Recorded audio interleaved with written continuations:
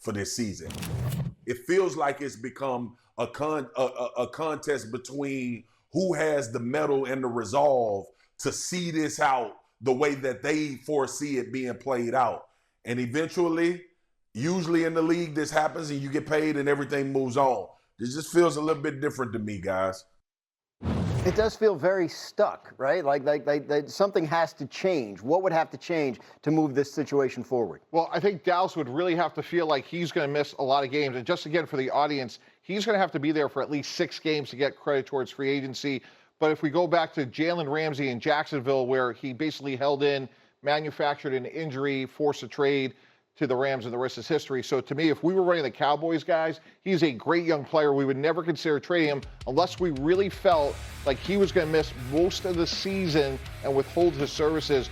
Short of that, Graz, I think you just have to be patient and wait it out. Well, sure, but there is a game, right, in 20 days, and it's against the Eagles. It's a game they have to win. He's their best player. Like, even if he's signed, like, next week, is that enough time for him to get ready to play in the opener? Yeah, my guess is it's probably enough time for Micah Parsons to be really effective. But I think what would happen is we start to get concerned about injury risk, right? And I think the closer we get to the season, the more likely it is that a smart team will be like, all right, well, we'll push it back even if he does sign. So I don't quite understand how we've gotten to this situation, and none of us, I mean, all the usual reasons for us getting here don't seem to add up. This is not the type of player or the type of situation that we end up like this. So I think there's more going on that we don't understand. Yeah, and to that point, we had that with Darrelle Revis. We had a holdout, we got him signed, and then he went out and got hurt against the Patriots, and it was so deflating. So it's really something they have to be thinking about. That does happen. I mean, these situations, even when they get resolved, there's still some leftover bad blood, and you know, what we're talking about in terms of the injury risk. Like, what do the next couple weeks look like here? Yeah, listen, I think there's got to be some type of deadline here where if you don't sign the player, that he's not available for week 1. Again, these guys have touched upon it. There's nothing like there's only one way to get in football shape, and that's play football. If you're not out there practicing with the pads on, even if you sign a contract, you run the risk of getting injured. And so there has to be some type of hard deadline between the Cowboys and Michael Parsons. Say, look, if we don't get this thing resolved by this time, you're not going to be available for week 1 against the Philadelphia Eagles. What's the date where, like, if we don't get this resolved by this time, we actually change our minds, start thinking about trading you? Like, when does that happen? Oh, I mean, you know, once you start missing games, now you're in a different territory because, you know, you're withholding your services. You're not available for the team. At that point, now this whole thing is escalated to the point where all options have to be on the table for the Dallas Cowboys. So, all right, so they have said repeatedly that's not going to happen. He's under contract. They can franchise him next year, franchise him the year after, excuse me. But we can live in a fantasy world here, right? I mean, this is television. We can talk about what ifs, even if it's not likely to happen. So, with that in mind, we decided to do a special edition of Tannenbaums with our resident GM, Mike Tannenbaum. Mike T, give us 3 proposals that teams, you know, should be picking up the phone right now and offering for Micah Parsons. Well, Graz, as Hebo remembered, me and Chat Mike T, we went to work. We did 2 first-round picks and Ed Oliver to go from Buffalo to Dallas. And to me, this really makes sense from both sides, and here's why. If I'm Buffalo with Micah Parsons, we could go beat the Chiefs. We could go beat the Ravens and get to the Super Bowl.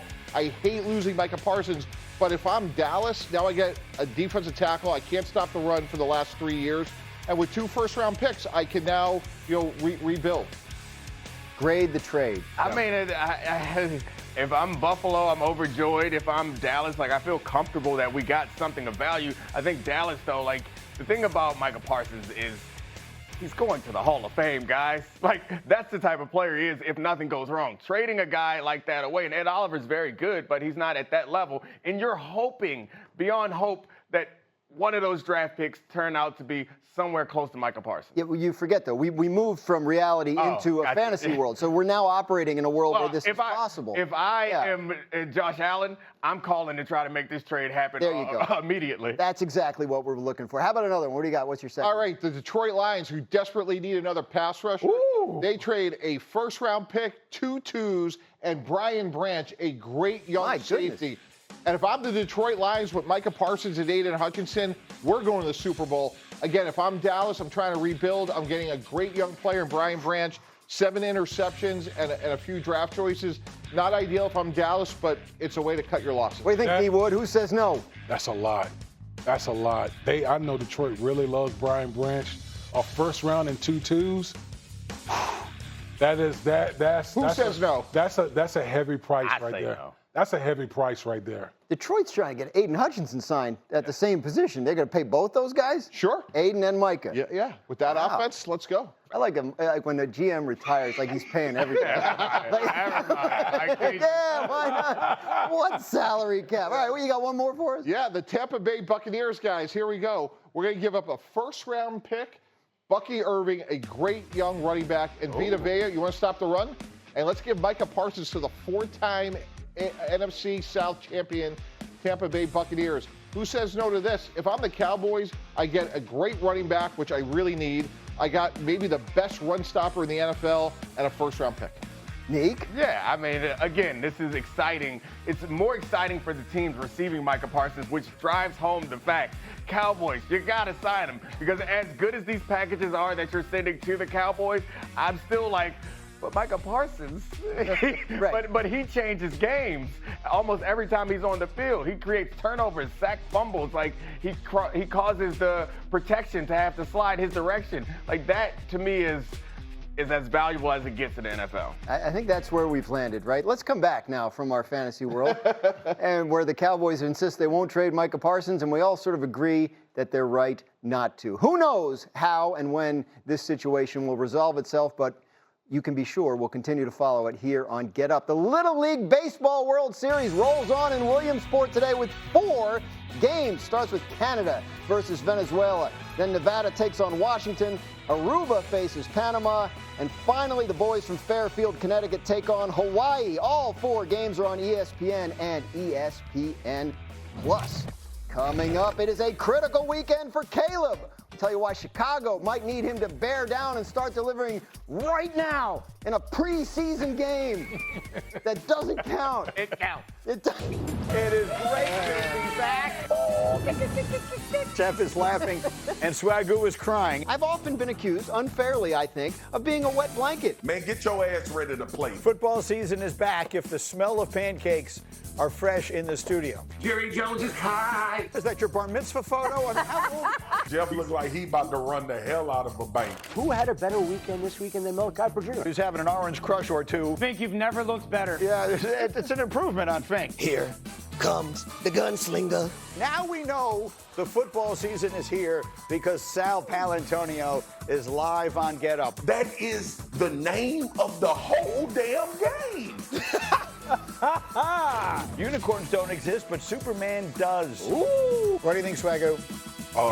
My bad, G. I was distracted. I've been in that weight room and my muscles are looking smooth on TV right now. No. Oh my goodness. That is garbage. That boy, that. I'm going to go with John Stallworth. That is correct. Oh, a little finger roll from Dominique. There's a surprising amount of unicorn research done on yesterday. That was interesting. We learned a lot about unicorns. We have some eye candy to start our second hour here, or get us to the top of our second hour here from the world of golf on the European Tour in Denmark. This is Nikolai Højgaard playing his second shot on the par 4 12th hole. This is a good shot. It's going to spin back toward the hole, and it is going to go into the hole. So, yeah, we've seen that before, but here's the second shot on the 14th hole, and it's going to go in too. Boom. Oh, wow. One hopping in. So. Wow. Double eagle? Boy, sadly, that would be my entire golf career. Like this.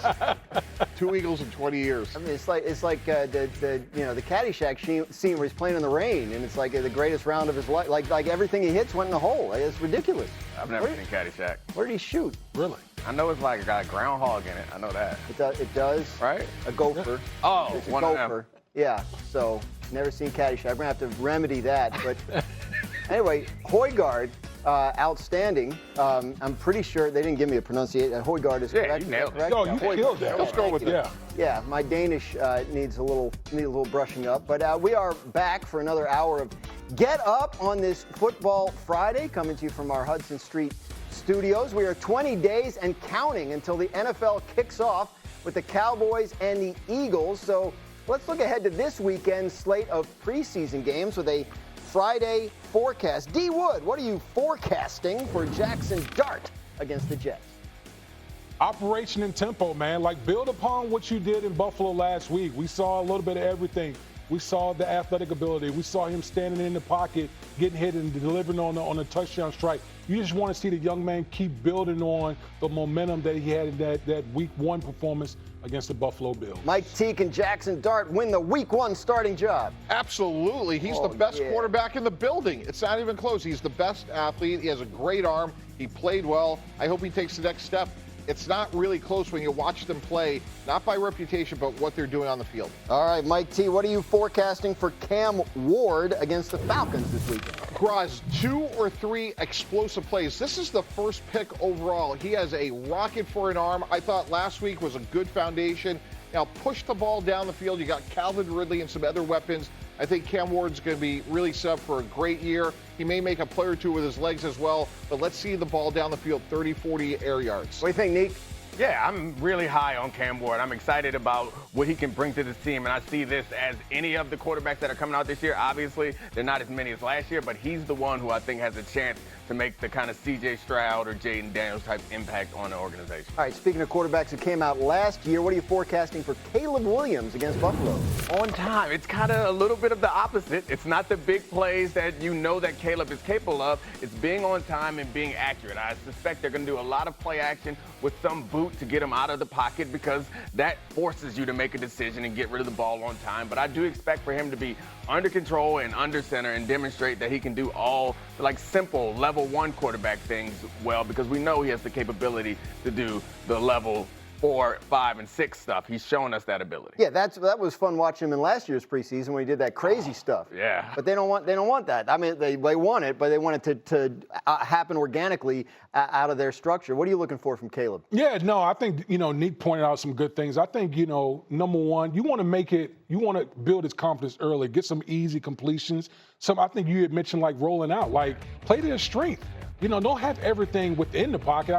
We know that in the Ben Johnson offense, you want to run the football and play action pass, but, play to his strengths as well and getting them on the move, stuff like that. But ultimately, man, you got to understand that Ben Johnson is deconstructing this young man to build him back up, and this is the first step in the process. Play to his strengths, Mike T. He has them. Like he was the first pick in the draft. The Bears didn't even consider Jaden Daniels or any of the other very good quarterback prospects in last year's draft. Can you remind the people, because we have short memories sometimes when we talk about this league, what it was about Caleb Williams that made him that guy? Yeah, absolutely, Graz. Let's go back. Let's watch him against UCLA. Look at this throw. Eyes are down the field. This ball is 50 yards in the air, and look how accurate it is. That's why he's the first pick overall. Very few people can do that on the planet. In terms of athleticism, again, I know it's only Stanford, but look, he is fast. He is strong. What do you have against Stanford? Catching strays.